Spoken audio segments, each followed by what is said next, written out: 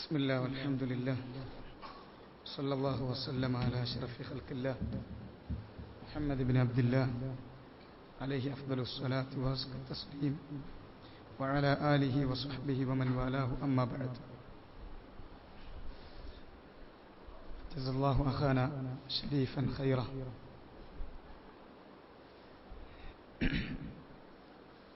ഒരു ചെറിയ കാര്യം മാത്രം,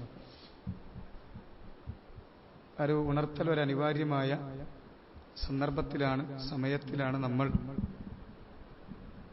എന്നുള്ളത് കൊണ്ട്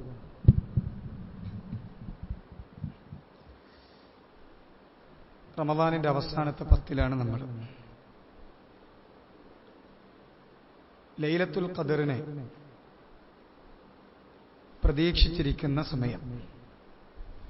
നബി സല്ലല്ലാഹു അലൈഹി വസല്ലം നമുക്കറിയിച്ചു തന്നത് പ്രകാരം ഫമൻ കാന മുതഹർരിഹ ഫല്യതഹർറഹ ബിൽഅശ്റിൽ അവാഖിർ. നിങ്ങളിൽ ആരാണോ അതിനെ തേടുന്നത്, പ്രതീക്ഷിക്കുന്നത്, അതിനുവേണ്ടി കാത്തിരിക്കുന്നത്, അവൻ അവസാനത്തെ 10 അത് അന്വേഷിച്ചു കൊള്ളട്ടെ. ആയിഷ ബീവി റളിയല്ലാഹു തആല അൻഹ നബി സല്ലല്ലാഹു അലൈഹി വസല്ലമയോട് ഒരു കാര്യം ആവശ്യപ്പെട്ടു. ഇമാം അഹ്മദ്, തിർമിദി, ഇബ്നു മാജ തുടങ്ങി ഒട്ടനവധി പേർ റിവായത്ത് ചെയ്തിട്ടുള്ള അൽഫാലുകളിൽ ചെറിയ വ്യത്യാസത്തോടു കൂടി ഇമാം അഹ്മദിന്റെ റിവായത്ത് പ്രകാരം ആയിഷ ബീവി ചോദിച്ചത്, ഇൻ വാഫഖത്നി ലൈലത്തുൽ ഖദർ, ലൈലത്തുൽ ഖദർ ഞാനുമായി യോജിച്ചാൽ, എനിക്കത് യോജിച്ച് കിട്ടിയാൽ, തിർമിദിയുടെ റിവായത്തനുസരിച്ച്, യാ റസൂലല്ലാഹ് അറഅയ്ത ഇൻ അലിംതു അയ്യ ലൈലത്തിൻ ലൈലത്തുൽ ഖദർ, ലൈലത്തുൽ ഖദർ ഏത് രാത്രിയാണ് എന്ന് എനിക്ക് അറിയാൻ കഴിഞ്ഞാൽ, മനസ്സിലാക്കാൻ സാധിച്ചാൽ. ഇബ്നു മാജയുടെ റിവായത്തിൽ അറഅയ്ത ഇൻ വാഫഖ്തു ലൈലത്തുൽ ഖദ്രി, നബിയെ ലൈലത്തുൽ ഖദ്റുമായി ഞാൻ യോജിച്ചാൽ എന്താണ് താങ്കൾ അഭിപ്രായപ്പെടുന്നത്? അൻ അദ്ഉ മാ അദ്ഉ ഫമാദാ അഖൂൽ. ഇങ്ങനെ ലഫ്ളുകൾ കാണാം. എന്താണ് ഞാൻ ദുആ ചെയ്യേണ്ടത്, എന്താണ് ഞാൻ പറയേണ്ടത്? ലൈലത്തുൽ ഖദ്ർ ദുആയുടെ രാത്രിയാണ്. ആയിഷ ബീവി നബി സല്ലല്ലാഹു അലൈഹി വസല്ലമയോട് ദുആ ചെയ്യണോ വേണ്ടേ എന്ന ചോദ്യം ചോദിച്ചിട്ടില്ല. ഞാൻ ചെയ്യുന്ന ദുആയിൽ അന്ന് ഞാൻ പ്രത്യേകമായി പറയേണ്ട വാക്കെന്താണ്, അത് പഠിപ്പിച്ചു തരാനാണ്. കാരണം ലൈലത്തുൽ ഖദ്ർ ദുആ ചെയ്യാനുള്ള രാത്രിയാണ്, ഇസ്തിഗ്ഫാർ ചെയ്യാനുള്ള രാത്രിയാണ്. നബി സല്ലല്ലാഹു അലൈഹി വസല്ലം ആയിഷ ബീവിക്ക് പഠിപ്പിച്ചു കൊടുത്ത വാക്ക് ഖൂലി അല്ലാഹുമ്മ ഇന്നക അഫുവുൻ തുഹിബ്ബുൽ അഫ്വ ഫഅഫു അന്നി. വളരെ ലഘുവായ, ഒരാൾക്ക് ഹിഫ്ളാക്കുകയാണെങ്കിൽ എളുപ്പത്തിൽ ഹിഫ്ളാക്കാവുന്ന കുറഞ്ഞ വാക്കുകൾ, അത് ആ രാത്രിയിൽ വളരെ പ്രധാനപ്പെട്ട വാക്കുകളാണ്. അല്ലാഹുമ്മ ഇന്നക അഫുവുൻ, അല്ലാഹുവേ നീ തീർച്ചയായും നീ അഫുവാൻ. അഫുവ് എന്നത് അല്ലാഹുവിന്റെ പേരായി, അല്ലാഹുവിന്റെ സിഫത്തായി നബി സല്ലല്ലാഹു അലൈഹി വസല്ലം ഇവിടെ പഠിപ്പിച്ചു. അല്ലാഹുവേ നീ അഫുവാൻ. അഫുവ് എന്നത് നിന്റെ പേരാണ്. അഫുവ് എന്ന സിഫത്ത് ഉള്ളവനാണ്, അഫുവ് എന്ന ഗുണം ഉള്ളവനാണ്. എന്താണ് അഫുവ്? അഫുവുൻ എന്ന് പറഞ്ഞാൽ അഫുവ് ഉള്ളവൻ, ധാരാളമായി അഫുവ് ചെയ്യുന്നവൻ,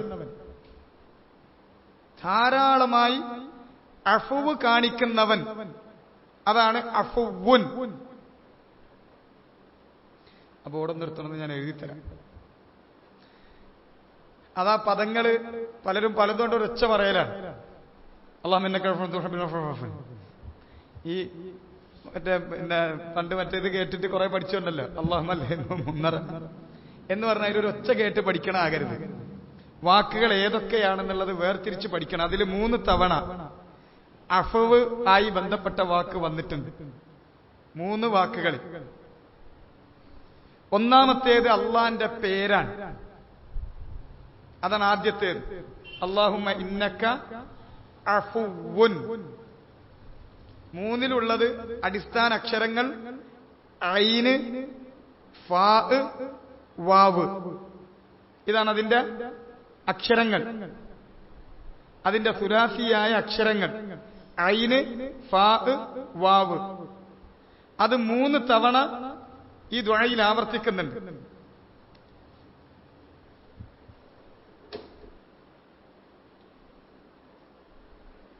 നോക്ക് നിങ്ങളത്. അല്ലാഹുമ്മ ഇന്നക അഫുവുൻ. ആദ്യത്തേത് അഫുവുൻ, അഫുവ്.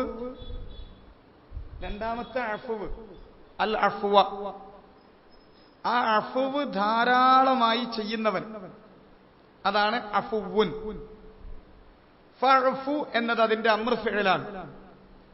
നീ അഫുവ് ചെയ്യണേ, ഫഅഫു, നീ അഫുവ് ചെയ്യണം.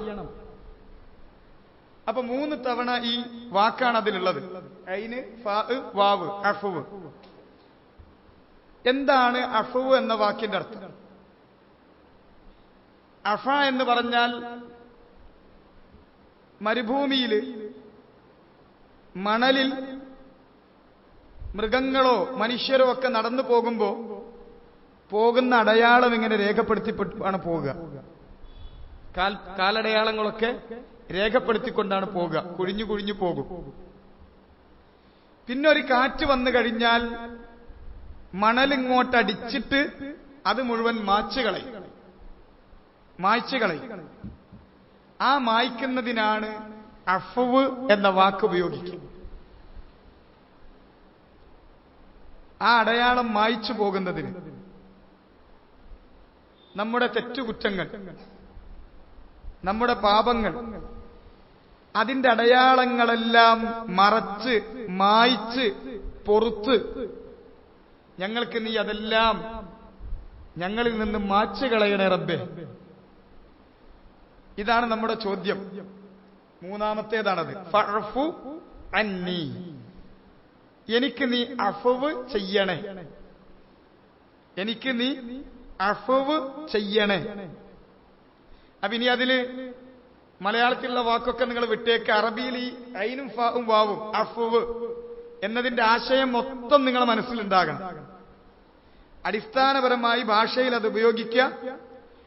മണൽ കാറ്റ് വന്ന് മണലിൽ ഉള്ള അടയാളങ്ങളെല്ലാം നീക്കി അതിനെ പൂർവാവസ്ഥയിലേക്ക് തിരിച്ചു കൊണ്ടുവരുന്നതിനാണ്. ഇതുപോലെ നമ്മളിൽ നിന്ന് വന്നു പോയിട്ടുള്ള എല്ലാ തെറ്റുകുറ്റങ്ങളും പുറത്ത് മായ്ച്ച് അതെല്ലാം വിട്ടുവീഴ്ച ചെയ്ത് പൂർവാവസ്ഥയിലേക്ക് നമ്മുടെ ഹൃദയത്തെ പരിശുദ്ധമായ രൂപത്തിലേക്ക് തിരിച്ചു കൊണ്ടുവരുന്ന ആ അവസ്ഥക്കാണ് അഫ്വ് എന്ന് പറയുന്നത്. അതുകൊണ്ട് മലയാളത്തിൽ നമ്മൾ സാധാരണ പറയും വിട്ടുകൊടുക്ക്, വിട്ടുവീഴ്ച ചെയ്യും. അല്ലെങ്കിൽ ചിലപ്പോൾ നമ്മൾ ഒരാളുമായിട്ടുള്ള പ്രശ്നത്തിൽ പറയും ഞാനതൊക്കെ അഫ്വ് ചെയ്തിട്ടുണ്ട്, ഞാനതൊക്കെ മാപ്പാക്കി കൊടുത്തിട്ടുണ്ട്, വിട്ടുവീഴ്ച ചെയ്തിട്ടുണ്ട്. അത് വിട്ടിട്ടുണ്ടാകൂല, വീണിട്ടുണ്ടാവൂല. തൽക്കാലത്തേക്കൊന്ന് മാറ്റിവെച്ചിട്ടേ ഉണ്ടാവുള്ളൂ. കാരണം കുറെ കാലം കഴിയുമ്പോൾ പിന്നെടുത്ത് പറയും നീ അന്ന് അങ്ങനെ ഇങ്ങനെയൊക്കെ ചെയ്തോനല്ലേ, അതിന് വിട്ടുവീഴ്ച എന്ന് പറയില്ല, ഈ പദം പ്രയോഗിക്കൂല. ഇത് മായ്ച്ചു കളഞ്ഞതാണ്. പൂർവാവസ്ഥയിലേക്ക് എവിടെയായിരുന്നു, ഏതിലൂടെയാണ് അവർ പോയത് എന്നറിയാത്ത വിധം അടയാളങ്ങളെല്ലാം മായ്ച്ച് മണല് പഴയ അവസ്ഥയിലേക്ക് വരുന്നതാണ് അഫ്വ് എന്ന് പറയുന്നത്. അല്ലാഹു കുറച്ചൊന്നുമല്ല, ഒരു മായ്ക്കുന്ന ആൾക്ക് പറയാ ആഫിൻ എന്നാണ്.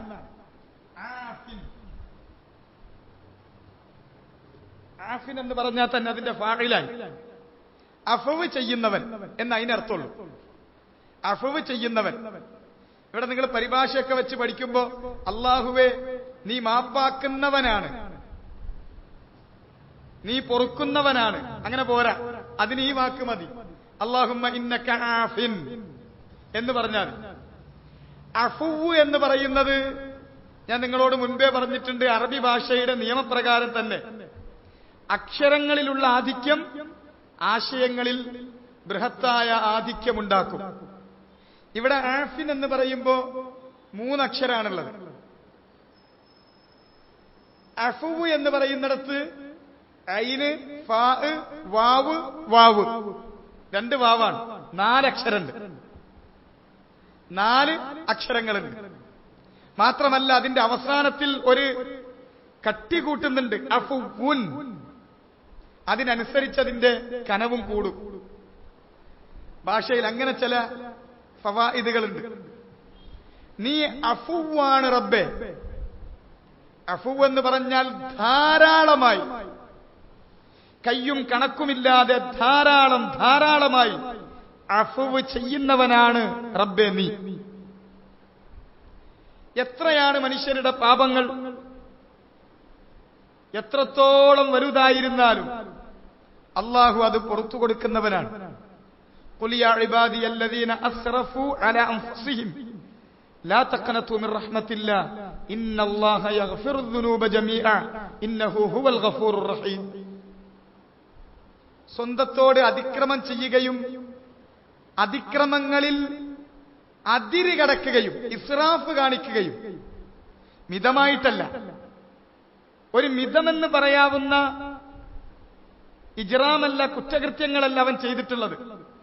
കുറ്റകൃത്യങ്ങൾ ചെയ്യുമ്പോഴും നമ്മൾ പറയും അതിനൊക്കെ ഒരു കയ്യും കണക്കുമില്ല ചെയ്യണതിന്, ഇത് കയ്യും കണക്കുമില്ല. ഒരു മിതമായിട്ടല്ല, അങ്ങ് ചെയ്തിട്ട് അതിന്മേൽ ഇസ്റാഫ് കാണിച്ചിരിക്കുകയാണ്. ജാഹിലിയത്ത് എന്ന് പറഞ്ഞാൽ അതായിരുന്നു.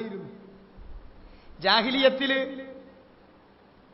താഴെ മേലോ ഒരു നോട്ടമല്ല, കാണുന്നവനെ കാണുന്നിടത്ത് വെച്ച് ആക്രമിക്കുക.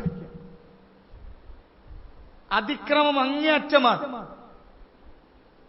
നമ്മളിന്ന് എവിടെങ്കിലുമൊക്കെ ഡൽഹിയിൽ ഒരു മൂലക്കല് എപ്പോഴെങ്കിലും ഒക്കെ നടക്കുന്നതൊക്കെ വലിയ വാർത്തയാണ്. ജാഹിലിയത്ത് എന്ന് പറഞ്ഞാൽ അതൊക്കെ തന്നെയാണ്. ഒരു സ്ത്രീ അങ്ങ് പോയാൽ അവനോട് തോന്നിയാൽ അവിടെ പിടിച്ചു വെച്ച് കഴിഞ്ഞു. ഒരുത്തൻ സമ്പത്തുമായി പോവുകയാണ്, അവന് വേണമെന്ന് തോന്നിയാൽ അവനെ എന്ത് ചെയ്തിട്ടായാലും വേണ്ടില്ല കൈക്കലാക്കി. ഈ അവസ്ഥയായിരുന്നു. ഞങ്ങൾ നബി സല്ലല്ലാഹു അലൈഹി വസല്ലമയുടെ അടുക്കൽ വന്നിട്ട് മക്കയിലുണ്ടായിരുന്ന മുശ്രിക്കീങ്ങളിൽ പലരും ഹക്ക് ബോധ്യപ്പെട്ട് മനസ്സിലായി കഴിഞ്ഞപ്പോഴും, ചിലർക്ക് അങ്ങനെയാണ്, കാര്യങ്ങൾ ബോധ്യപ്പെട്ടാലും അവർക്ക് ചില തടസ്സം തോന്നും അത് സ്വീകരിക്കാൻ. ഹക്കിന്റെ ആളുകളുടെ കൂടെ കൂടാൻ. എന്താ കാരണം? അവർ കുറെ നല്ല ക്വാളിറ്റി ഉള്ളവരാണ്. നമ്മൾ അത്രത്തോളം എത്തൂലേ. ഇതാണ് ശൈത്താൻ പിന്നെ ഇട്ടുകൊടുക്കുന്ന ഒരു ഇടല്, അവരെ പിടിച്ചു വലിക്കാൻ വേണ്ടി.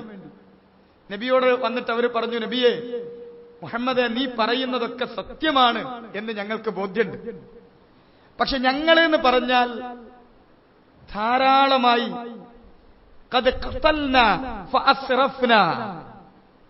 ഒരുപാട് കൊലപാതകങ്ങൾ ഞങ്ങൾ ചെയ്തിട്ടുണ്ട്. അത് കയ്യും കണക്കുമില്ലാതെ അതിൽ അങ്ങ് ഇസ്റാഫ് കാണിച്ചിട്ടുണ്ട്. ഞങ്ങൾ വ്യഭിചരിച്ചു എന്ന് പറഞ്ഞാൽ അതിനൊരു കയ്യും കണക്കും വേണ്ടേ? ഇല്ല, ഞങ്ങൾ ഇസ്റാഫ് കാണിച്ചിട്ടുണ്ട് അതിൽ.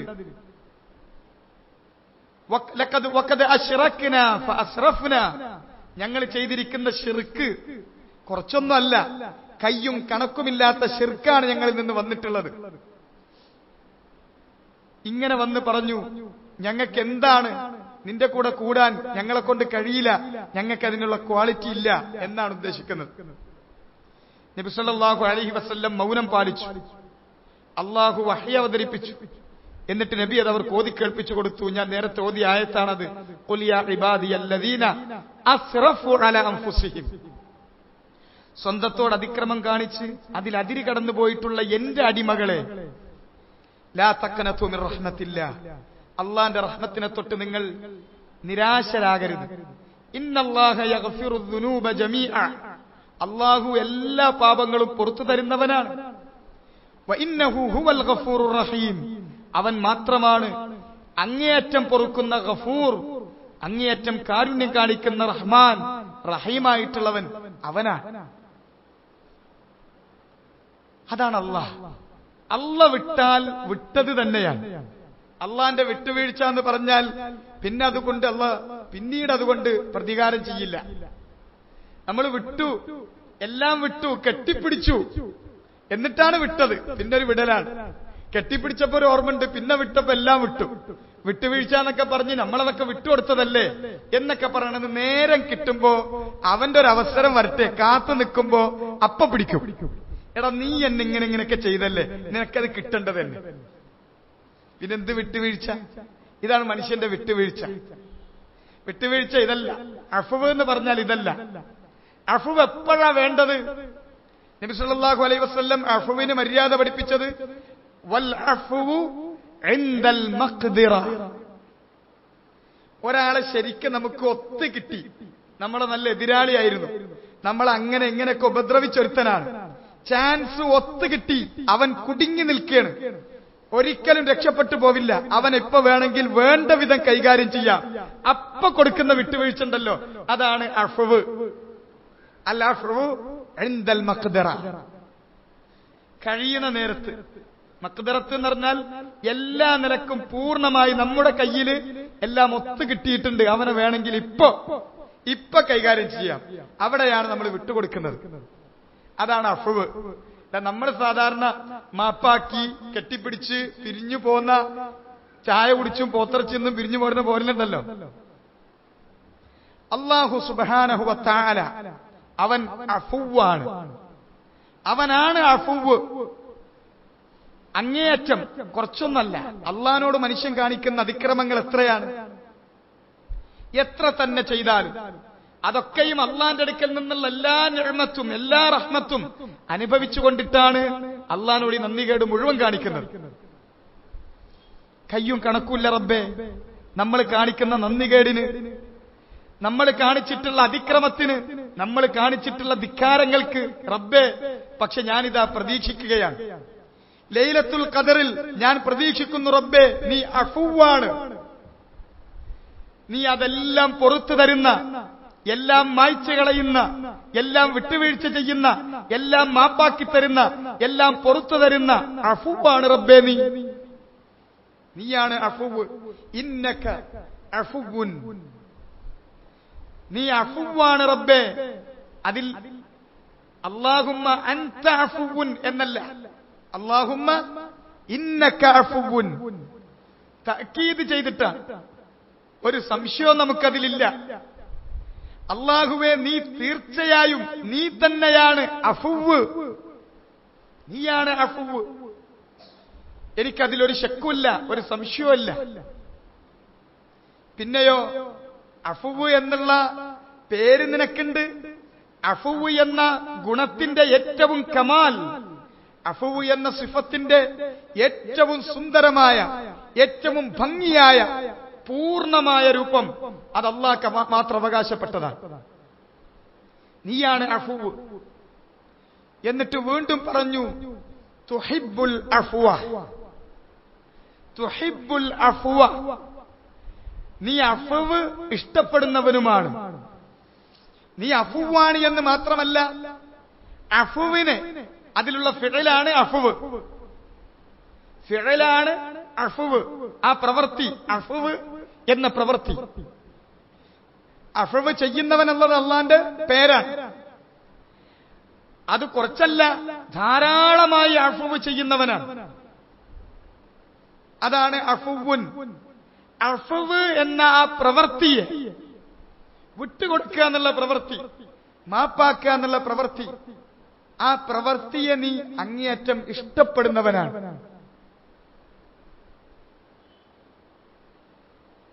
ഫൽയഅഫു വൽയസ്ഫഹു, ഫൽയഅഫു വൽയസ്ഫഹു. അല്ലാഹ് അത് ഇഷ്ടപ്പെടുന്നത് കൊണ്ടാണ് അല്ലാഹ് നമ്മളോട് കൽപ്പിച്ചിട്ടുള്ളത്. അല്ലാഹ് ഇഷ്ടപ്പെടാത്തൊരു കാര്യം കൊണ്ട് അവന്റെ അടിമകളോട് അല്ലാഹ് കൽപ്പിക്കില്ല. അല്ലാഹ് ഒരു കൽപ്പന കൽപ്പിച്ചിട്ടുണ്ടെങ്കിൽ അത് അവന് ഇഷ്ടമുള്ളതാണ്. അല്ലാഹു നമ്മളോട് കൽപ്പിച്ചിട്ടുള്ളത് ഫൽയഅഫു, അവർ അഫ്വ് ചെയ്തു കൊടുക്കട്ടെ എന്നാണ്. ഫൽയഅഫു.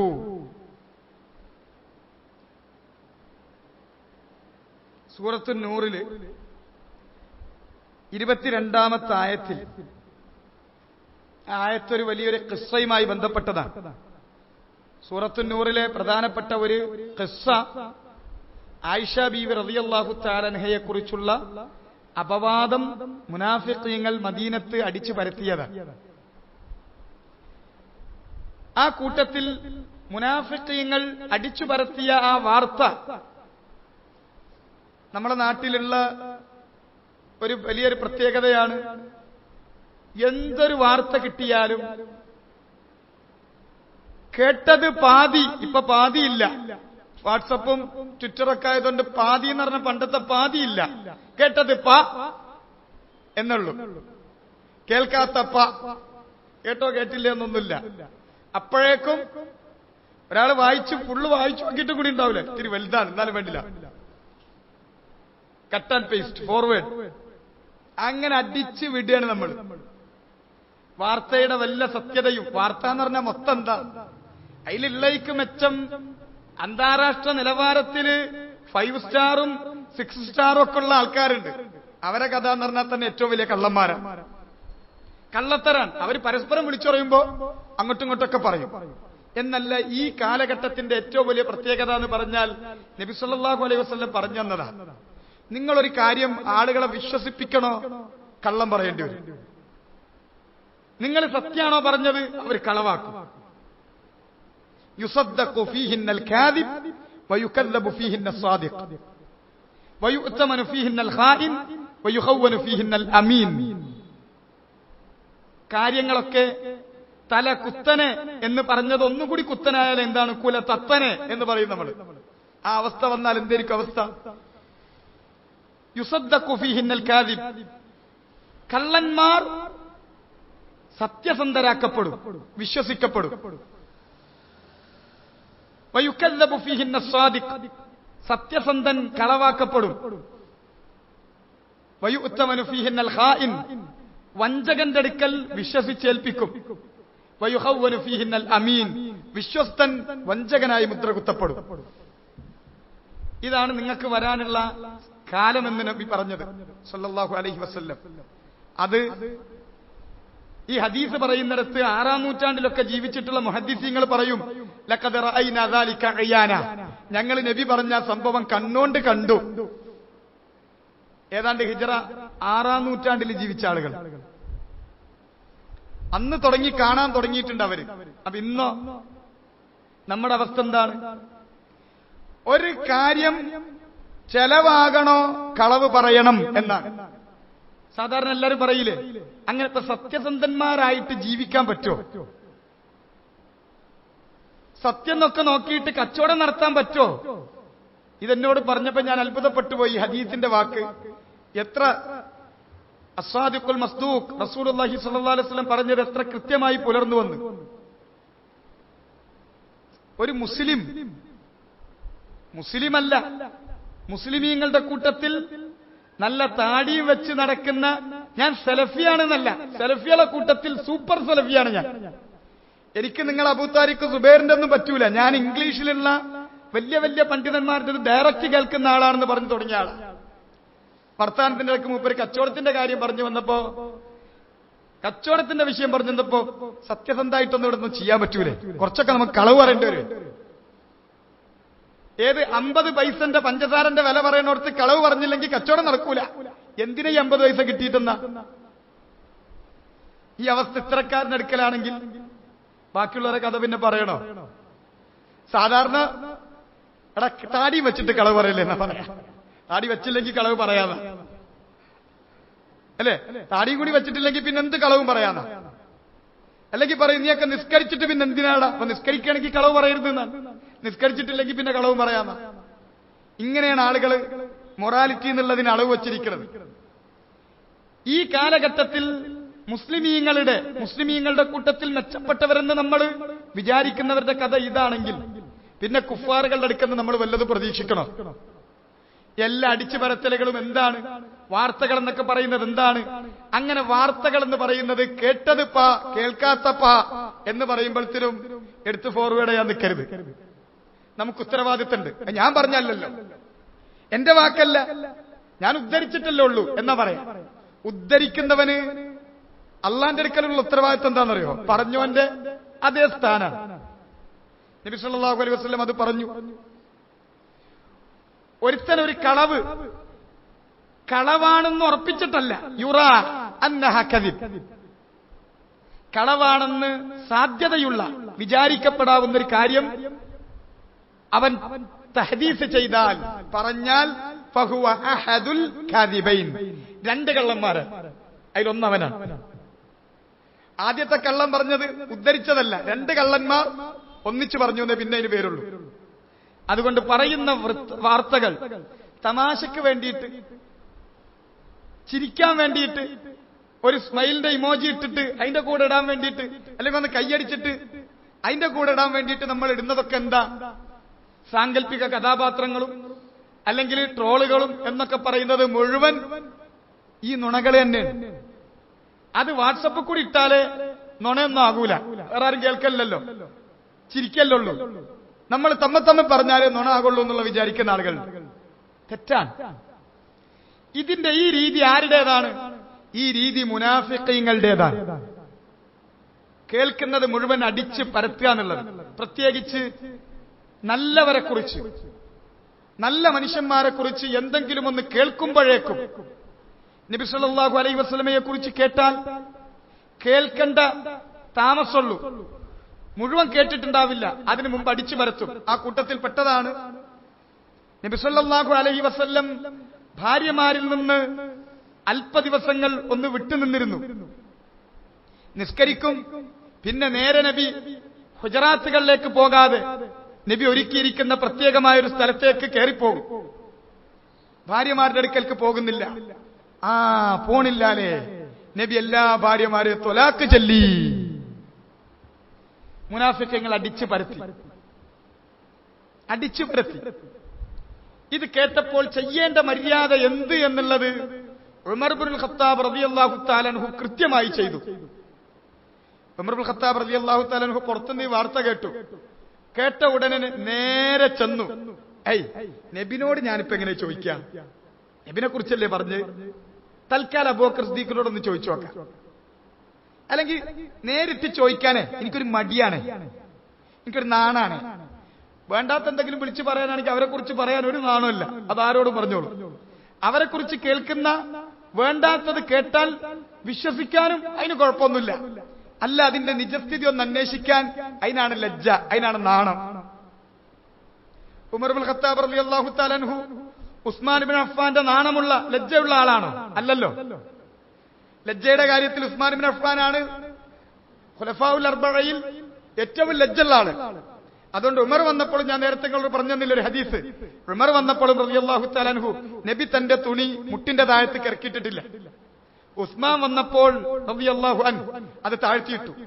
അപ്പോ ലജ്ജിക്കുകയാണെങ്കിൽ ലജ്ജ കൂടുതൽ ഉണ്ടാകേണ്ടത് ഉസ്മാൻ ഇബ്നു അഫ്ഫാനാണ്. ആ ഉസ്മാൻ ഇബ്നു അഫ്ഫാൻ അല്ല, ഉമർ ഇബ്നുൽ ഖത്താബ് റളിയല്ലാഹു തആല അൻഹു. ആരാണ് ഉമർ? ഉമർ ഒരു വഴിക്ക് കയറിയാൽ ശൈത്താൻ വേറെ വഴിക്ക് പോകും. അതാണ് ഉമർ റളിയല്ലാഹു തആല അൻഹു വാർള. ഈ ഉമ്മത്തിൽ ഇനിയൊരു നബി വരാനില്ല. ഒരു കള്ള മിർസേ നബിയല്ല. ഇനിയൊരു നബി വരാനുണ്ടായിരുന്നെങ്കിൽ അത് ഉമറാകുമായിരുന്നു റളിയല്ലാഹു തആല അൻഹു എന്ന നബി സല്ലല്ലാഹു അലൈഹി വസല്ലം പറഞ്ഞത്. അത്രയും വലിയ മുൽഹം, ഉമർ ഒരു കാര്യം വിചാരിച്ചാൽ അല്ലാഹു വഹയാക്കി അവതരിപ്പിക്കാൻ യോഗ്യമായതാണ്. മുസ്ലിം സ്ത്രീകൾക്ക് ഹിജാബ് വേണം എന്ന് ഉമർ ആഗ്രഹിച്ചു. അല്ലാഹു വഹയിറക്കി. അങ്ങനെ ഒരുപാട് കാര്യങ്ങൾ. വാഫഖനി റബ്ബി ഫീ സലാസിൻ, 3 കാര്യത്തിൽ എന്റെ റബ്ബ് എന്നോട് യോജിച്ചു. 3 കാര്യങ്ങളിൽ എന്ന് ഉമർ ഇബ്നുൽ ഖത്താബ് റളിയല്ലാഹു തആല അൻഹു പറയാറുണ്ടായിരുന്നു. അതിൽ പെട്ടൊന്നാണത്. ആ ഉമർ ഇബ്നുൽ ഖത്താബ് റളിയല്ലാഹു തആല അൻഹു നേരെ വന്നു. ആളുകൾ അവിടെ ഇവിടെ ഇങ്ങനെ കൂടിയിരുന്നിട്ട് മസാല തേച്ചുകൊണ്ടിരിക്കുന്നുണ്ട്. വാർത്തയിൽ ഓരോരുത്തർക്ക് പറ്റണ രൂപത്തിലൊക്കെ എല്ലാ മസാലകളും ചേർത്ത് പലരും പലയിടത്തും വർത്താനം പറഞ്ഞിരിക്കുന്നുണ്ട്. എല്ലാവരും ചർച്ച ഇതൊക്കെ തന്നെയാണ്. അപ്പൊ അതിൽ ഏതൊക്കെ ആളുകളുടെ എന്തൊക്കെ അഭിപ്രായ സർവേ ഒന്നും എടുക്കാൻ പോയില്ല. നേരെ നബിന്റെ അടുക്കലേക്ക് ചെന്നപാട് എന്താണ് നബിയെ കേൾക്കണേ, ഇതാണ് നമ്മളെ ഇങ്ങനെയൊക്കെ ആകാൻ പാടും, നിങ്ങളെ കുറിച്ച് കേൾക്കാൻ പാടും, ഇതൊന്നും ചോദിച്ചില്ല. നമ്മളെ അവസ്ഥ അതൊക്കെ ആയിരിക്കുമല്ലോ. ഒരു കെട്ടിപ്പിടുത്തമൊക്കെ ഉണ്ടാവും. എന്നിട്ട് എല്ലാ കുത്താളിലൊക്കെ കുത്തും. എന്നിട്ട് ഞാൻ നിങ്ങളെക്കാളൊക്കെ മെച്ചപ്പെട്ട ആളായില്ലേ, നിങ്ങളെ കുറിച്ചല്ലേ ഈ ആരോപണമൊക്കെ പറഞ്ഞു എന്നുള്ള ആ അർത്ഥത്തിൽ പറയും. അതൊന്നും നിന്നില്ല. ചെന്നതെന്തിനാ? ചെന്നിട്ട് ചോദിച്ചു, അസ്സലാമു അലൈക്കും യാ റസൂലല്ലാഹ്, അത്വല്ലഖത അസ്വാജക യാ റസൂലല്ലാഹ്, അല്ലാഹുവിന്റെ റസൂലേ, താങ്കളുടെ ഭാര്യമാരെ ത്വലാഖ് ചൊല്ലിയോ? ഇത്രയല്ലേ ഉള്ളൂ വിഷയം. മൊത്തം വിഷയം ഇത്രയല്ലേ ഉള്ളൂ. അത്രേ ഉള്ളൂ ചോദിക്കാൻ നേരത്ത് കഥ മുഴുവൻ വിളിച്ചു പറയേണ്ട ആവശ്യമില്ല. ഇത്രയാണ് ചോദിക്കേണ്ട മര്യാദ. ചോദിച്ചു. നബി സല്ലല്ലാഹു അലൈഹി വസല്ലമയുടെ മറുപടിയോ ഇല്ല. അല്ലാഹു അക്ബർ. സന്തോഷത്തിൽ ഉമർ റളിയല്ലാഹു അൻഹു തക്ബീർ ചെയ്തിട്ട് പുറത്തേക്ക് ഇറങ്ങി. വിഷയം തീർന്നു. ഇനി ഇതല്ലൂ, വേറൊന്നും ഇവിടെ കേൾക്കൂല. ഉമറിന്റെ മുന്നിൽ വേറൊന്നും കേൾക്കൂല.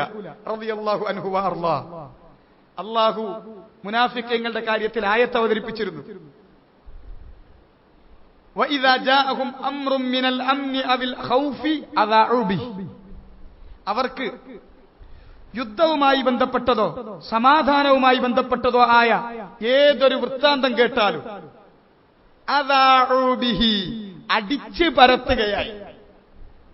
ഇതാണ് അന്നും ആ വാക്ക്, ഇന്നും ആ വാക്ക്. ഇന്ന് ബ്രോഡ്കാസ്റ്റ് എന്ന് പറയുന്നതിനുള്ള വാക്കാണ് അറബിയിൽ ഇതാ. അവർ ബ്രോഡ്കാസ്റ്റ് ചെയ്യുകയാണ്, വേറൊന്നുമില്ല അവർക്ക്. നിജസ്ഥിതിയോ അത് അന്വേഷിക്കില്ല. എന്നാലോ فإذا جاءهم أمر من الأمن أو الخوف أذاعوا به ولو ردوه إلى الرسول وإلى أولي الأمر منهم لعلمه الذين يستنبطونه منهم. അവരെങ്ങാനും റസൂലുള്ളാഹിയുമായി ബന്ധപ്പെട്ടത് റസൂലുള്ള ജീവിച്ചിരിക്കുമ്പോൾ റസൂലുള്ളാഹിന്റെ അടുക്കലേക്ക് മടക്കിയിരുന്നെങ്കിൽ, അല്ലെങ്കിൽ അവരുടെ കൂട്ടത്തിൽ ആ കാര്യങ്ങൾ കൈകാര്യം ചെയ്യേണ്ട യോഗ്യരായവരാരോ അവരിലേക്ക് കാര്യം വിട്ടിരുന്നെങ്കിൽ. ഇന്ന് ഇന്റർനാഷണൽ രാഷ്ട്രീയ കാര്യങ്ങളൊക്കെ ആരാ ചർച്ച ചെയ്യണത്? അയമും പോക്കരും ഒക്കെ ഇങ്ങനെ കണ്ട 3000 രൂപയ്ക്ക് കിട്ടാവുന്ന ഏറ്റവും പിന്നെ എക്കണോമിക്കായ സ്മാർട്ട് ഫോൺ വെച്ചിട്ട് പിടിച്ച് വലിച്ചിട്ട് ടച്ചൊന്നും ആയിരിക്കുമല്ലോ, ചിലപ്പോ മാന്തായിരിക്കും. ആ മാന്തലൊക്കെ മാന്തിയിട്ട് ചർച്ചയാണ്. അത് ട്രംപ് അങ്ങനെ ചെയ്തത് ശരിയായില്ല. അല്ലെങ്കിലും നരേന്ദ്രമോദി അങ്ങനെ ഇടപെടാൻ പാടില്ല. അല്ല, സൗദി രാജാവായി ചെയ്തത് എങ്ങനെ ശരിയാകുക? ഇതാരെ തീരുമാനിക്കണത്? ആരെ അഭിപ്രായം പറയണത്? സ്വന്തം പെരയിൽ ഉപ്പും മുളകിന് അഭിപ്രായം ഉണ്ടാവൂല അല്ലെ സാധാരണ പറയല്. വലിയ വലിയ കാര്യങ്ങളൊക്കെ ഞാനാ തീരുമാനിക്കല്, ചെറിയ ചെറിയ കാര്യങ്ങളൊക്കെ ഭാര്യ തീരുമാനിക്കല് എന്ന് പറഞ്ഞില്ലേ.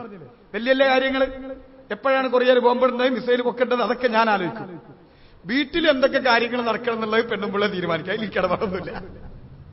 ഇജാതി അയിമക്കേരം അവനാണ് ഈ കാര്യങ്ങളൊക്കെ തീരുമാനിക്കാൻ വേണ്ടിയിട്ട് അഭിപ്രായം പറയാം. ഇല്ല, അതിൽ നിങ്ങൾക്ക് അഭിപ്രായം പറയാനൊരു അവകാശമില്ല. അത് അതിന്റെ അഖിലകാർക്ക് വിട്ടുകൊടുത്തേക്കണം. അതിൽ അഭിപ്രായം ഇല്ല. ഒരു മുസ്ലിം അതിൽ അഭിപ്രായം പറയേണ്ട, വോട്ട് ചെയ്യേണ്ടവനല്ല. ആ കാര്യങ്ങൾക്ക് അവർ തമ്മിലുള്ളതിൽ വോട്ട് ചെയ്യാൻ നിൽക്കണയിലല്ല. അവന് വോട്ട് ചെയ്യാനുള്ള മേഖല വേറെയാണ്. അത് അവന് അനുവദിക്കപ്പെട്ട, അവനുമായി ബന്ധപ്പെട്ട മസ്ലഹത്തുമായി ബന്ധപ്പെട്ട വിഷയം വേറെ. ഇത് അവനുള്ള സർവേ ചെയ്യാനുള്ള വിഷയമല്ലത്. അത് അതിന്റെ അഹ്ലുകാർക്ക് വിട്ടുകൊടുക്കണം.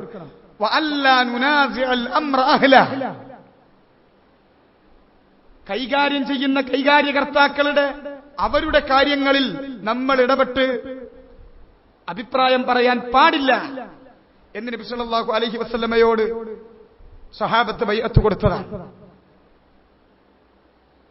എന്നാൽ ഇവരുടെ സ്ഥിതി അതിന്റെ അഹ്ലുകാരിലേക്ക് മടക്കില്ല. അങ്ങനെ അതിന്റെ അഹ്ലുകാരിലേക്ക് മടക്കിയിരുന്നുവെങ്കിൽ ഏത് കാര്യത്തെക്കുറിച്ചാണോ നിജസ്ഥിതി അവർ അന്വേഷിക്കുന്നത് അതിന്റെ നിജസ്ഥിതി അറിയേണ്ടവർ അറിയുമായിരുന്നു. ഉമർ ഇബ്നുൽ ഖത്താബ് റളിയല്ലാഹു തആല അൻഹു ആയത്ത് കേട്ടിട്ട് പറഞ്ഞു, വഅന മിനല്ലദീന യസ്തംബിതൂനഹു മിൻഹും. അല്ലാഹ് ആ സനാഇ ചെയ്ത് പറഞ്ഞ കൂട്ടത്തിൽപ്പെട്ട ആളാണ് ഞാൻ അതാ ചെയ്തത്. കൃത്യമായി നബിന്റെ അടുക്കൽക്ക് ചെന്നു, കാര്യം ചോദിച്ചു, തീർപ്പാക്കി പോന്നു.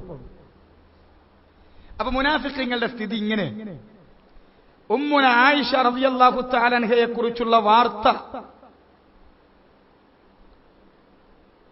അങ്ങ് കേട്ട സമയത്ത് അവരടിച്ചു പരത്തി, സഫ്വാനുമായി ബന്ധിപ്പിച്ച് ഇല്ലാത്തത് അടിച്ചു പരത്തി. നബി സല്ലല്ലാഹു അലൈഹി വസല്ലം ഏറ്റവും പ്രയാസപ്പെട്ട സമയമാണ്. അള്ളാഹു വഹി അവതരിപ്പിച്ച് നമ്മുടെ ഉമ്മാന്റെ പരിശുദ്ധി അവന്റെ കിതാബിൽ നമ്മൾ പാരായണം ചെയ്യുന്ന ആയത്തുകളാക്കി തീർക്കുന്നത് വരെ. ആ സന്ദർഭത്തിൽ സഹാബത്തിൽ നിന്ന് ചിലർ അവരറിയാതെ അവരുടെ നാവുകളും ഇതിൽ ഇട്ടുപോയിരുന്നു. അങ്ങനെയാണ് സാധാരണ ഫിത്ന വരുമ്പോൾ എല്ലാ ഫിത്നക്കാരും അടിച്ചു പരത്തും.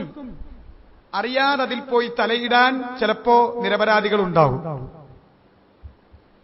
കാരണം എന്താ? ഫിത്നന്റെ പ്രത്യേകത, നിങ്ങൾ അതിനു വേണ്ടി തല ഉയർത്തിയോ നിങ്ങളെ പിടിച്ചു വലിച്ചയിലേക്കിടും. മൻ തശറഫ ലഹ ഇസ്തശറഫഹ. അതിനുവേണ്ടി ആര് ഫിത്ന വരുമ്പോ തല താഴ്ത്തി ഉള്ളിക്ക് പോകാന്നല്ലാതെ തല പുറത്തുക്കിടുക എന്നുള്ളതല്ല.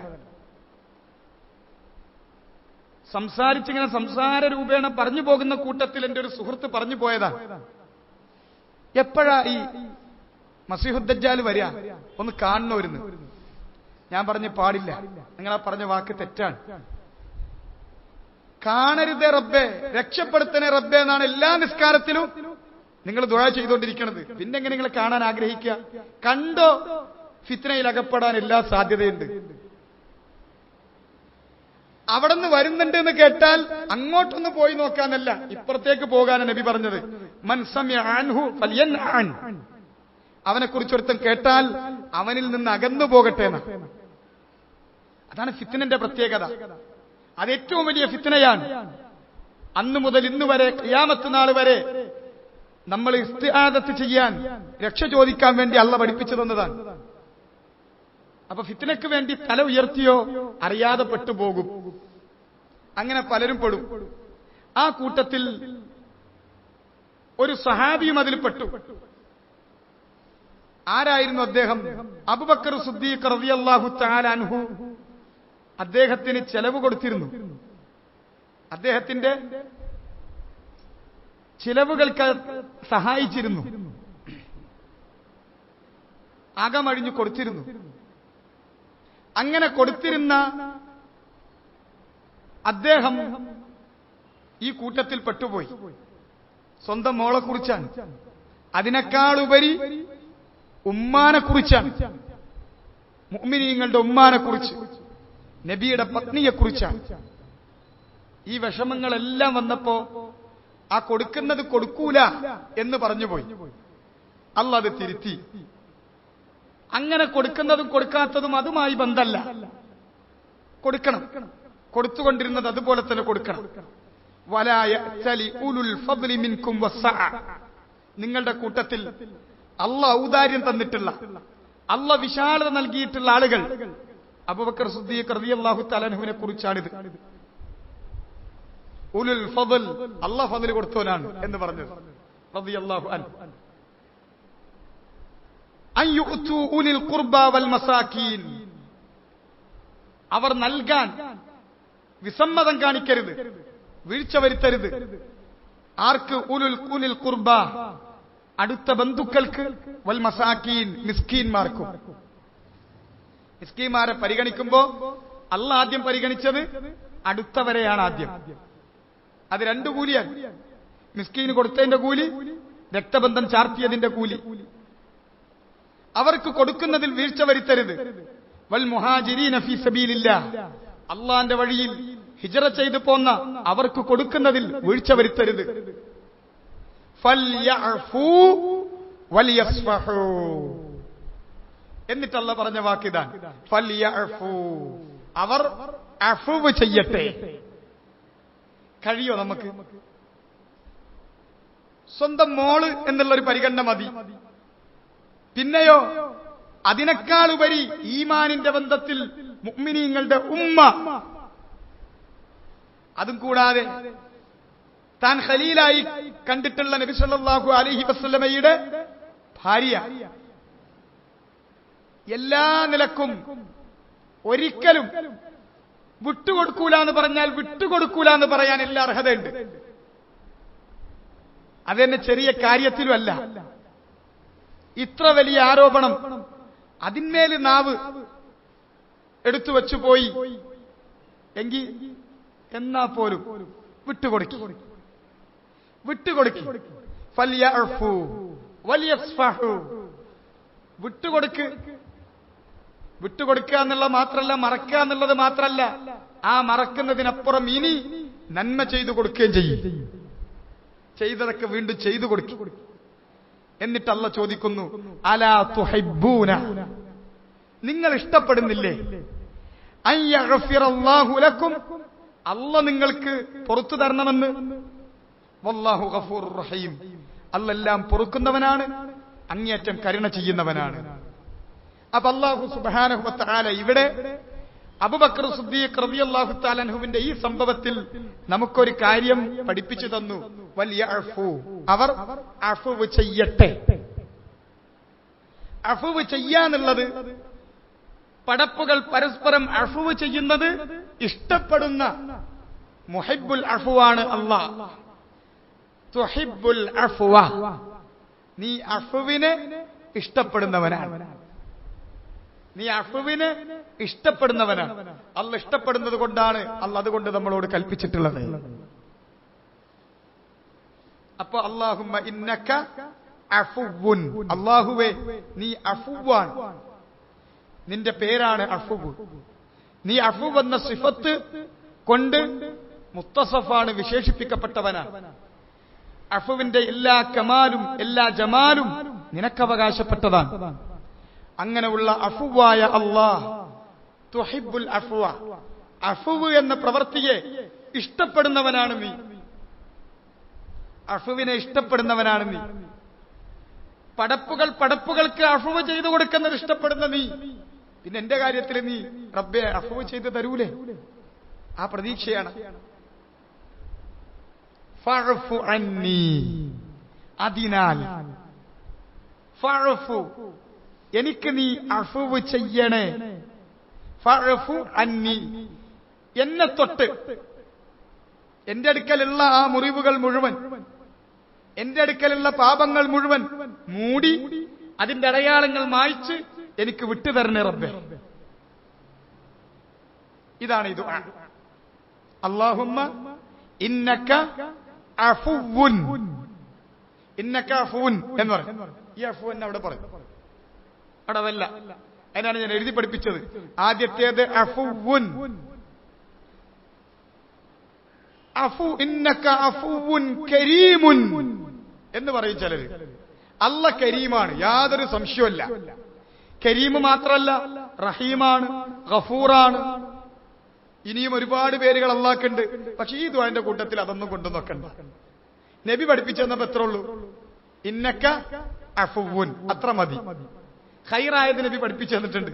ഇനി നബി പഠിപ്പിച്ചപ്പോ നബിക്ക് 100% ഖൈർ പഠിപ്പിച്ചു തരാൻ പറ്റിയിട്ടില്ല, 1% കുറവുണ്ട്, അത് ഞാൻ പൂർത്തിയാക്കാം എന്ന് പറഞ്ഞൊരു കരീം അവിടെ വെക്കണ്ട. അത് അള്ളാഹ്ക്ക് അങ്ങട്ട് ദീൻ പഠിപ്പിച്ചു കൊടുക്കലാവും, അതിന്റെ ആവശ്യമില്ല. അല്ലാഹുമ്മ ഇന്നക അഫുവുൻ, വേണ്ടത് അവിടെ നബി പഠിപ്പിച്ചു തന്നിട്ടുണ്ട്. തുഹിബ്ബുൽ അഫ്വ, അഫ്വിനെ ഇഷ്ടപ്പെടുന്നവനാണ്. ഫഅഫു അന്നി, അതിനാൽ എനിക്ക് നീ അഫ്വ് ചെയ്തു തരണേ. റബ്ബേ, ഈ രാത്രി ലൈലത്തുൽ ഖദറിന്റെ ഈ രാത്രിയിൽ റബ്ബേ എനിക്ക് നീ ചെയ്തു തരേണ്ടത് അഫ്വാണ്. ഇന്ന് നീ വിട്ടാൽ പിന്നെ ഒരിക്കലും നീ എന്നെ അതുകൊണ്ട് പിടികൂടരുത് റബ്ബേ. ഇന്ന് വിട്ടാ വിട്ടതന്നെ, ആ വിട്ടിട്ടായിരിക്കണം റബ്ബേ ഇനി അങ്ങോട്ടുള്ളത് റബ്ബേ ഇതുവരെയുള്ളതൊക്കെ വിട്ട് തന്നിട്ടായിരിക്കണം. ലൈലത്തുൽ ഖദറിൽ ഒരാൾ രാത്രിയിൽ എഴുന്നേറ്റ് നമസ്കരിച്ചാൽ അള്ളാഹ് വിട്ടുകൊടുത്തു, കഴിഞ്ഞതെല്ലാം അള്ളാഹ് പുറത്തു കൊടുത്തു. അതാ ലൈലത്തുൽ ഖദർ. അതുകൊണ്ട് ലൈലത്തുൽ ഖദറാണ് എന്നറിഞ്ഞാൽ, ലൈലത്തുൽ ഖദറാണ് എന്ന് ബോധ്യപ്പെട്ടാൽ പറയാനുള്ള ഏറ്റവും നല്ല വാക്കും അത് തന്നെയാണ്. ഇന്നക അഫുവ്വുൻ, നീ അഫുവാണ് റബ്ബേ, നീ അഫുവാണ് റബ്ബേ. തുഹിബ്ബുൽ അഫ്വ, നീ അഫ്വിനെ ഇഷ്ടപ്പെടുന്നവനാണ് റബ്ബേ. ഫഅഫു അന്നി, അതുകൊണ്ട് എനിക്ക് ഈ കഴിഞ്ഞതൊക്കെ ഒന്ന് മായ്ച്ച് ക്ലീനാക്കി തരണേ റബ്ബേ. എന്തിനാണ്? ആ രാത്രിയിൽ അത് ദുആ ചെയ്യാൻ വേണ്ടി റസൂലുള്ളാഹി പഠിപ്പിച്ചു തന്നത്. ഉലമാക്കൾ അതിന്റെ ഹിക്മത്ത് നമുക്ക് പറഞ്ഞു തന്നിട്ടുണ്ട്.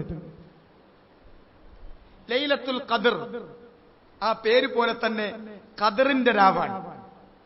ഖദർ എന്ന് പറഞ്ഞാൽ രണ്ടർത്ഥമാണ് അതിന് മുഫസ്സിരീങ്ങൾ പ്രധാനമായും വിശദീകരിച്ചിട്ടുള്ളത്. ഒന്ന്, ഖദർ എന്ന് പറഞ്ഞാൽ ഉലുവ്, വലുത്, അതിന്റെ മഹത്വം, അതിന്റെ വലുപ്പം, അതിന്റെ അളമത്ത്, അതൊരു മഹത്വമുള്ള വലിയ ഒരു വലുപ്പമുള്ള ഷഅനുള്ള അളമത്തുള്ള രാത്രിയാണ്. കാരണം ഖൈറും മിൻ അൽഫി സന, 1000 മാസങ്ങളെക്കാൾ ഖൈറാണ് അന്ന് ചെയ്യുന്ന ഇബാദത്തുകൾക്കുള്ള വലുപ്പം. 1000 മാസം എന്ന് പറഞ്ഞാൽ 80 വർഷത്തേക്കാൾ കൂടുതലാണ്. ഒരു മനുഷ്യന് മുഅമ്മറായ ആയുസ് നന്നായി കിട്ടിയ, ആവറേജ് അല്ല, ആവറേജ് എന്റെ ഉമ്മത്തിന്റെ ആയുസ് എന്നുള്ള റസൂലുള്ളാഹി പറഞ്ഞു, അഅ്മാറു ഉമ്മത്തി മാ ബൈന 60 വ70, 60ന്റെ 70ന്റെ ഇടക്കാണ് ആവറേജ്. വഖലീലും മൻ യതജാവസു ദാലിക്, അത് വിട്ടുകിടക്കുന്നവർ എന്റെ ഉമ്മത്തിൽ വളരെ കുറച്ചുണ്ടാവുള്ളൂ. ആ കുറച്ചിൽപ്പെട്ടാൽ, ആ ഖലീലിൽപ്പെട്ടാലാണ് 80 വയസ്സ് കവർ ചെയ്യാൻ കഴിയുക.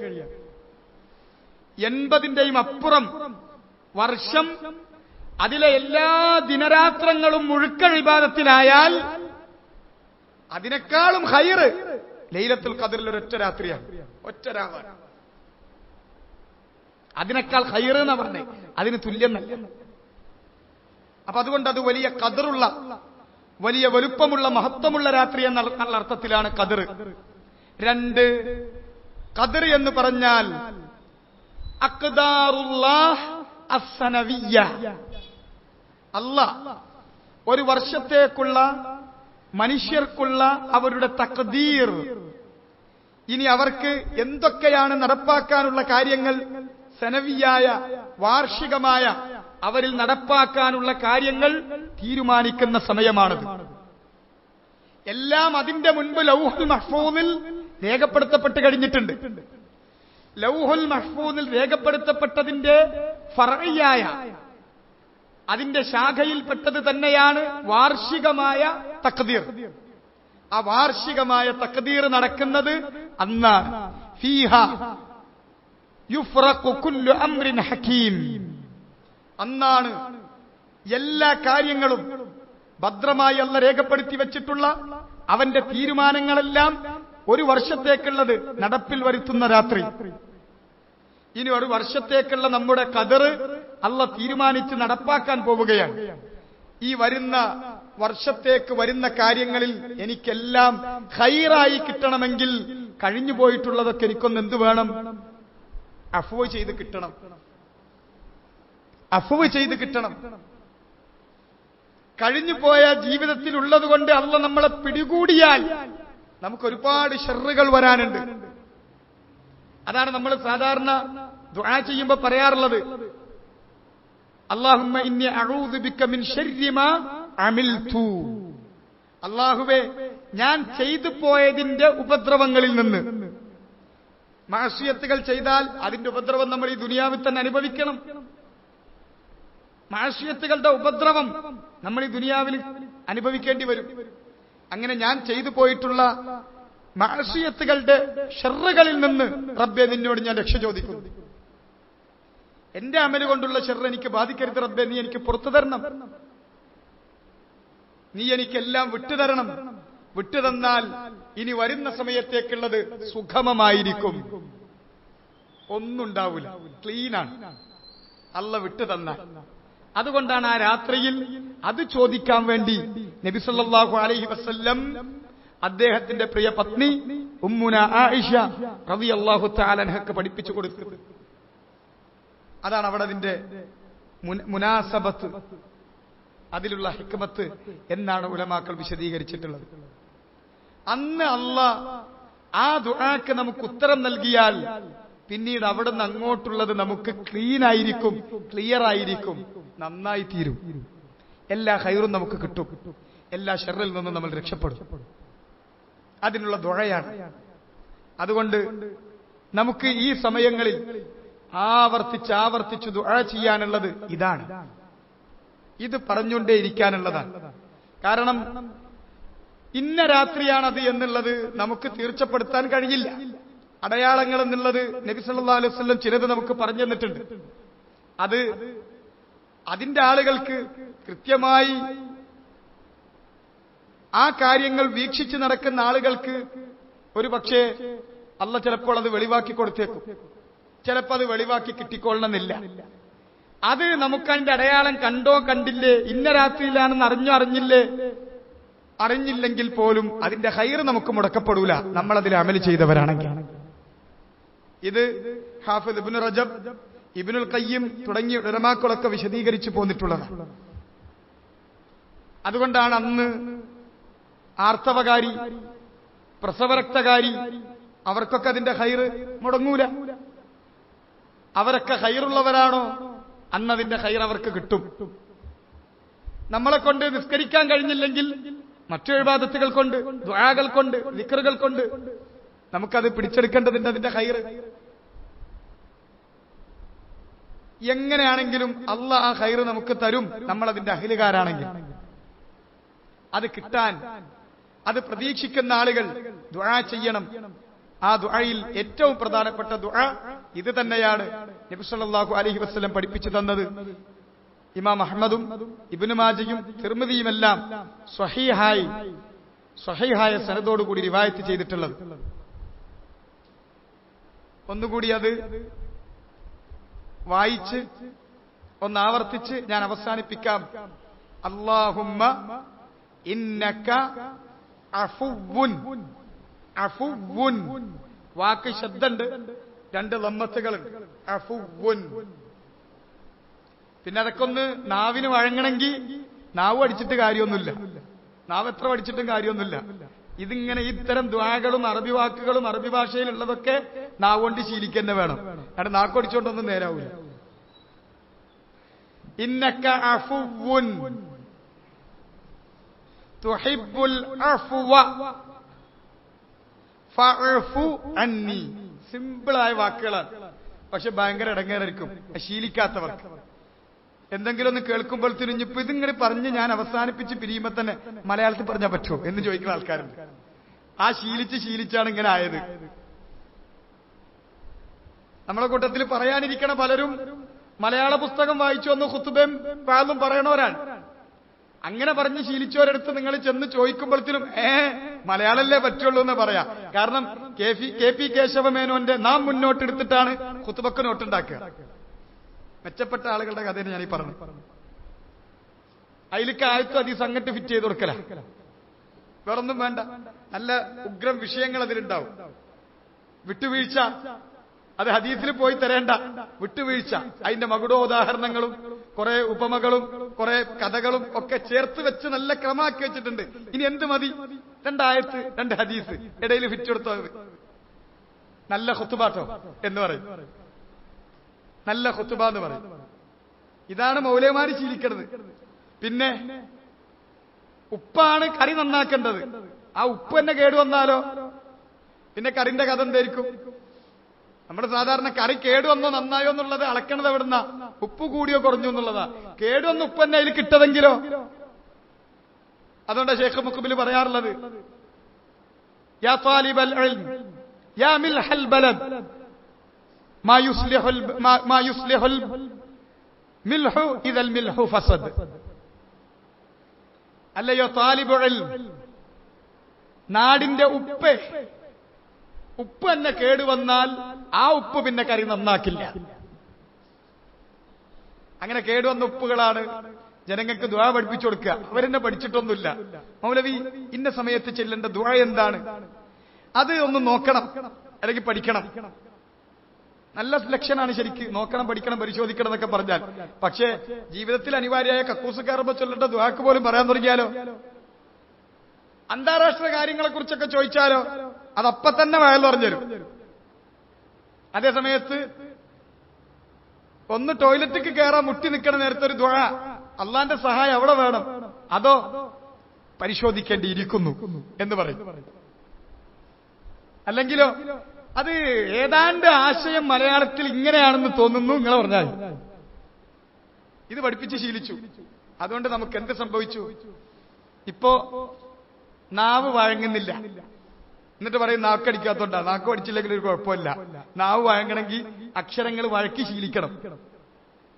അതേത് ഭാഷ അങ്ങനെ തന്നെ, ഏത് ഭാഷ അങ്ങനെ തന്നെയാ. നമ്മുടെ നാട്ടിൽ കണ്ടിട്ടില്ലേ, 19-55 വയസ്സാകുമ്പോ മന്ത്രിയാവും, പിന്നെയാണ് ഇംഗ്ലീഷ് വാക്കൊക്കെ പറയാൻ തുടങ്ങുക. എന്നിട്ട് മന്ത്രിമാർ ഇംഗ്ലീഷ് പറയുന്നത് കേട്ടിട്ടില്ലേ നിങ്ങൾ? ആ സമയത്ത് ചെറുപ്പത്തിൽ കുട്ടികൾ ആദ്യം മുതൽ LKG മുതൽ പഠിച്ചോ ഉഷാറായിട്ട് ഇംഗ്ലീഷ് പറയുണ്ടാവും. മറ്റൊരു ഇംഗ്ലീഷ് എന്ന് പറഞ്ഞാൽ നമ്മൾ കേൾക്കുമ്പോൾ തന്നെ മനസ്സിലാവും ഇത് ഇംഗ്ലീഷ് അല്ല, ഹിന്ദി ഇംഗ്ലീഷാണ് എന്ന്. മലയാളി പറഞ്ഞാൽ അതൊരു മംഗ്ലീഷാണ്. അത് കുറെ കാലം കഴിഞ്ഞിട്ട് പഠിച്ചിട്ട് കാര്യമില്ല. പഠിക്കേണ്ട നേരത്ത് ആദ്യം നാവ് വഴങ്ങി പഠിക്കണം. ഇനിയും 65-70 ഒക്കെ വയസ്സായില്ലേ, കഴിഞ്ഞിട്ടൊന്നുമില്ല സമയം പഠിക്കാനുള്ളത്. പഠിക്കണ കാര്യം പറയുമ്പോൾ വയസ്സായില്ലേ എന്ന് പറയും. ഒരു പെണ്ണ ടീച്ചർച്ചെന്ന് ചോദിച്ചാലോ, അതിനൊക്കെ ഇപ്പൊ എത്ര പ്രായം അയക്കണോടാ, അതൊക്കെ ഒന്ന് തേച്ചാ പോയില്ലേ, കളർ ചെയ്താൽ പോരെന്ന് ചോദിക്കും. ഏത് പ്രായത്തിലുള്ള, പ്രത്യേകിച്ച് കൊച്ചിക്കാരൊക്കെ അറിയാലോ, ഇവിടുന്ന് ട്രെയിനിൽ എത്രയോ കയറി പോണത്. പഠിക്കണ കാര്യം പറയുമ്പോ ഇനിയിപ്പോ എന്താ 10-35 വയസ്സൊക്കെ ആയില്ലേന്ന് പറയും. ആ 35 വലിയ പ്രായമായി. പഠിക്കന്നെ വേണം. ഇതൊക്കെ അല്ലാതെ വേറൊന്നും നമുക്ക് പഠിക്കാനില്ല. അത് പഠിച്ച് അള്ളാന്റെ റസൂല് പഠിപ്പിച്ചതുപോലെ അള്ളാഹ് ഇഷ്ടപ്പെടുന്ന ആ വാക്കിൽ തന്നെ നമ്മളത് പറയണം. അല്ലാഹുമ്മ ഇന്നക അഫുവ്വുൻ തുഹിബ്ബുൽ അഫ്വ തുഹിബ്ബുൽ അഫ്വ ഫഅഫു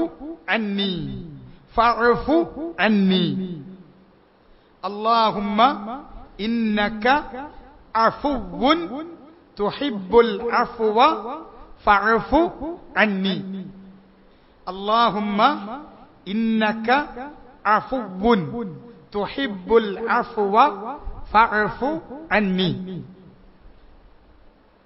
ഒരു 5-6 വട്ടം ശീലിച്ചു കഴിഞ്ഞാൽ പിന്നെ ബുൽബുൽ പറയണമാതിരി അല്ലാഹുമ്മ ഇന്നക അഫുവ്വുൻ തുഹിബ്ബുൽ അഫ്വ ഫഅഫു അന്നി എന്ന് പറയാൻ കഴിയും. അല്ലാഹു നമ്മളെ സഹായിക്കട്ടെ. നമുക്കറിയാത്ത കാര്യങ്ങൾ അവൻ പഠിപ്പിച്ചു തരട്ടെ. അറിഞ്ഞതുകൊണ്ട് അമല് ചെയ്ത് അവനെ കണ്ടുമുട്ടുമ്പോൾ അവന്റെ മുഖം കണ്ട് സന്തോഷമടയുന്നവരുടെ കൂട്ടത്തിൽ നമ്മൾ ഉൾപ്പെടുത്തട്ടെ.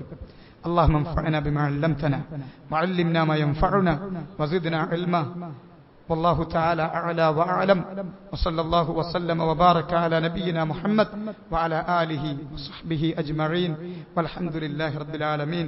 سبحانك اللهم وبحمدك أشهد أن لا إله إلا أنت أستغفرك وأتوب إليك.